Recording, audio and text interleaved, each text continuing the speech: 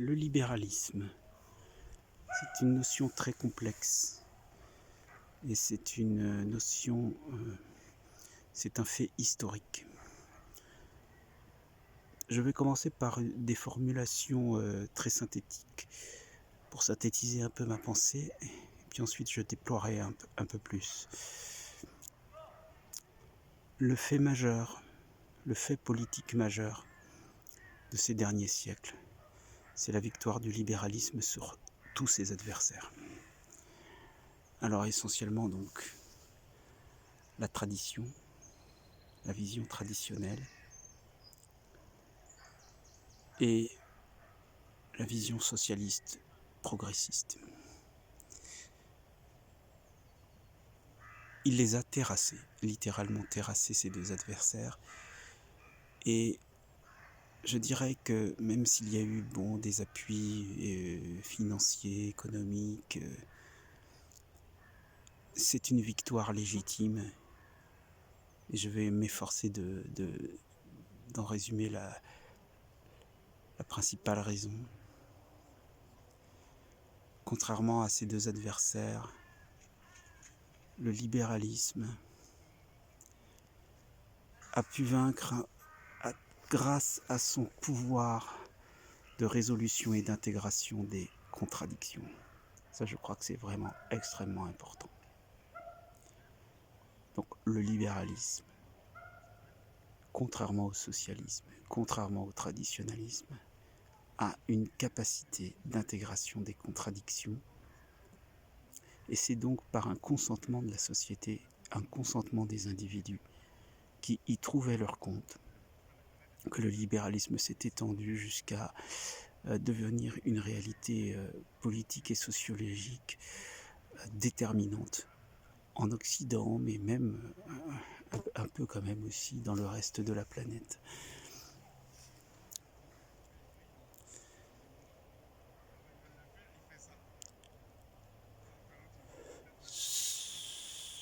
Cela ne disqualifie pas forcément pour toujours, l'histoire est longue, hein.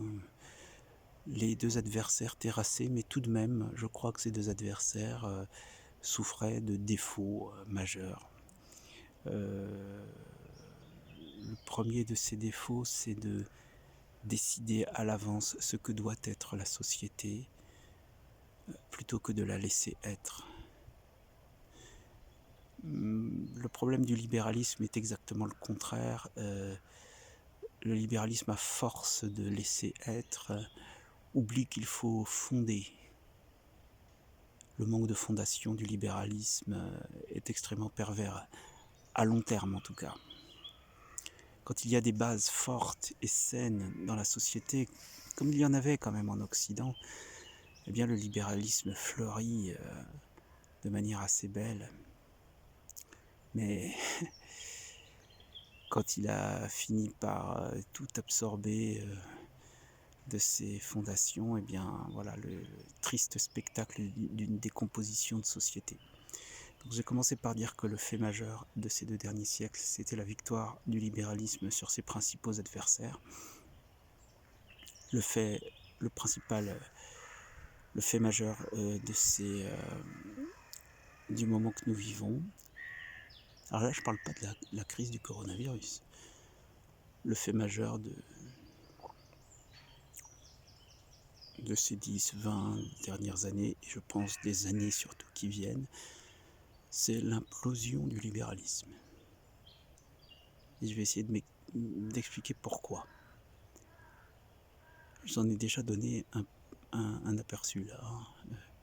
Le libéralisme a besoin d'un autre. Il est un peu comme un parasite. Il faut qu'il se fonde sur quelque chose d'existant.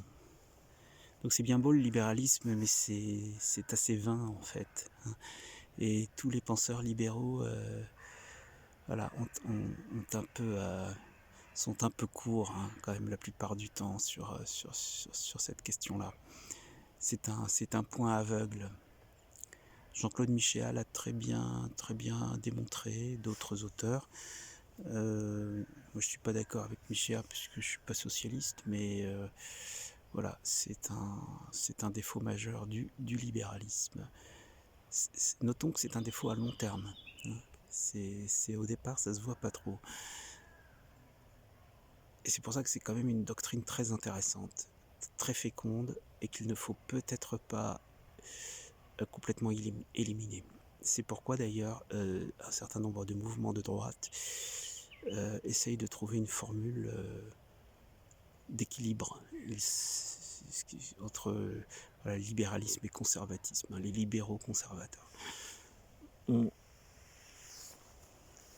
Bon, j'en parlerai pas trop, les libéraux conservateurs, c'est pas qu'ils soient pas intéressants, mais enfin, voilà, c'est pas trop mon sujet.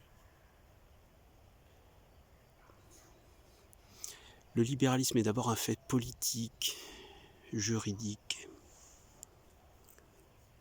qui retire à l'État son droit sur l'individu. Il clame en tout premier lieu la liberté individuelle. Je crois que c'est quand même l'un des socles du libéralisme.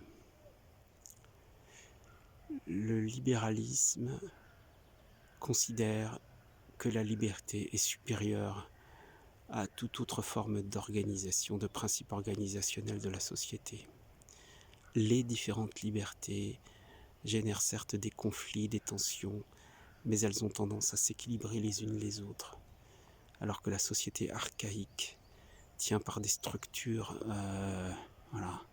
permanentes qui au moindre problème n'ont aucune souplesse et produisent des violences extrêmes. Le libéralisme, dans sa philosophie même, affirme une souplesse, développe une souplesse.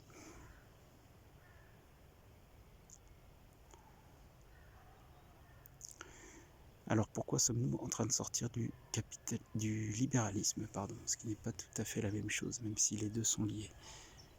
Et notez bien que je ne parle pas particulièrement du libéralisme économique, qui est encore autre chose, mais du libéralisme en tant que fait majeur, essentiellement politique, avec sa part économique, mais que je mets un peu de côté.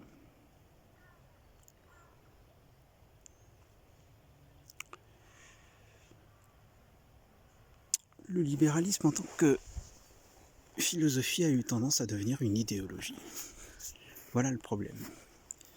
Le libéralisme qui avait tendance à être en tant qu'instrument critique de toutes les pensées humaines un peu préconçues, un peu fondées sur le préjugé, sur une idée, sur un projet déterminé à l'avance, un plan, qui soit traditionnel ou social progressiste d'ailleurs. Eh bien, le libéralisme, lui, il a eu tendance à se figer en idéologie finalement. Et c'est quoi cette idéologie ? C'est une idéologie juridique qui, finalement, au nom de la liberté, va finir par interdire toute critique des formes d'être, des principes philosophiques, etc. C'est-à-dire, c'est très curieux, on a le droit de tout dire, mais quelque part, on n'a plus le droit de rien critiquer. C'est tout de même étrange. Et ça se résume assez simplement dans le principe de lutte contre toutes les discriminations. Si aujourd'hui vous dites par exemple que à vos yeux le christianisme est infiniment supérieur aux autres religions, prenons par exemple l'islam, le judaïsme, le bouddhisme, et que vous le démontrez, vous ne vous contentez pas d'émettre cette idée, vous entrez dans la construction d'une pensée, vous essayez de penser le fait religieux. Eh bien à ce moment-là, nous sommes de plus en plus dans le cas de figure où vos propos seront considérés comme dangereux, voire répréhensibles, jusqu'au code pénal. C'est une situation très préoccupante parce que nous entrons avec le libéralisme dans sa mutation finale avec un instrument très très curieux qui, au nom de la liberté, est en train de devenir un instrument réellement totalitaire, c'est-à-dire qu'il se fondant sur l'absence totale de distinction entre les différents faits humains, les considère tous comme identiques et donc intouchable. Le sacré devient la singularité, et à ce moment-là, eh bien, c'est la pensée même qui devient impossible. Un sujet qui me tient à cœur, c'est par exemple le féminisme, qui est un mouvement qu'on peut quand même considérer comme rattaché au libéralisme. Le féminisme est en train d'interdire de penser la différence des sexes, alors que c'est l'un des socles humains quand même, l'une des réalités fondatrices de notre humanité, mais de la beauté de notre vie. C'est tout de même affligeant. Et voilà. Alors, peut-être que certains diront que le féminisme n'est pas du libéralisme, que c'est de l'idéologie progressiste, que c'est tout autre chose. Moi, je dirais que ça entre dans la grande mutation du libéralisme qui, ne l'oublions pas, a ses fondations aussi dans les pensées de Machiavel, Hobbes et quelques autres, avec une anthropologie qu'on sait erronée d'ailleurs, hein, de l'individu seul, de l'individu à l'état de nature seul, et que donc et qui poursuit son intérêt. Bon, bah moi je ne poursuis pas mon intérêt, sachez-le. J'ai jamais pu défendre mon intérêt, et ça ne m'intéresse pas à la limite de défendre mon intérêt. Je suis beaucoup plus animé par des questions intellectuelles ou spirituelles ou esthétiques. Ou alors même simplement attiré par la dimension contemplative de l'existence. Je ne suis donc pas libéral, mais je reconnais au libéralisme sa puissance et je reconnais au libéralisme sa victoire légitime, et je veux que nous constations l'implosion finale du libéralisme comme le fait politique majeur après sa domination pendant plusieurs siècles, et que nous essayions de penser ces événements et d'en tirer quelques leçons pour la suite. Je crois qu'il serait vraiment une erreur funeste de complètement abandonner, de complètement, si vous voulez, surréagir à ce qu'il peut y avoir d'empoisonné dans le libéralisme final.